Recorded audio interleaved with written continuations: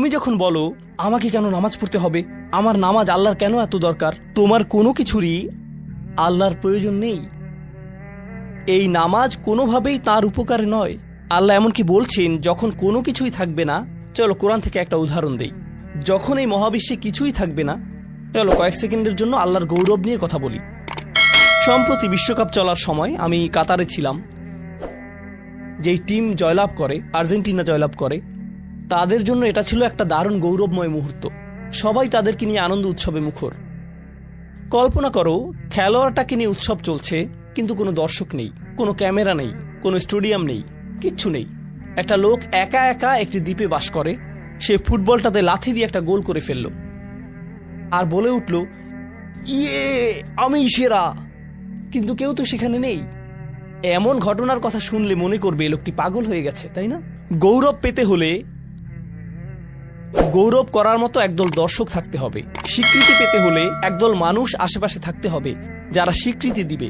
প্রশংসা পেতে হলে, কদর পেতে হলে নিজে নিজে তো আর প্রশংসা পেতে পারো না। এমন কেউ থাকতে হবে যে তোমার জন্য এই প্রশংসাটা করবে। কিন্তু আল্লাহ বলেন, কুল্লু মান আলাইহা ফান ওয়ায়াবকা ওয়াজহু রাব্বিকা যুল জালালি ওয়াল ইকরাম। তিনি বলেন সব কিছুই ধ্বংস হয়ে যাবে এই ধরাপৃষ্ঠের, তথাপি তোমার রবের চেহারা থেকে যাবে। আল্লাহই একমাত্র সত্তা, যিনি তখনও মহিয়ান এবং গরিয়ান।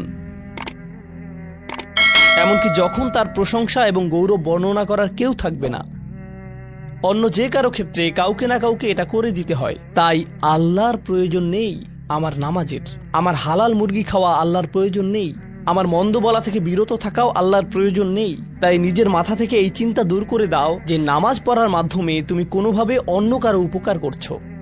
আল্লাহ এমনকি বলছেন, ইয়ামুন্নুনা আলাইকা আন আসলামু, তারা মনে করে তারা ইসলাম গ্রহণ করে তোমাকে ধন্য করেছে। লা তামুন্নু আলাইয়া ইসলামাকুম, আমাকে বলতে এসো না যে তোমার ইসলামের মাধ্যমে তুমি কোনোভাবে আমার উপকার করেছো। বালিল্লাহু ইয়ামুন্নু আলাইকুম, বরং আল্লাহই তোমাদের প্রতি অনুগ্রহ করেছেন।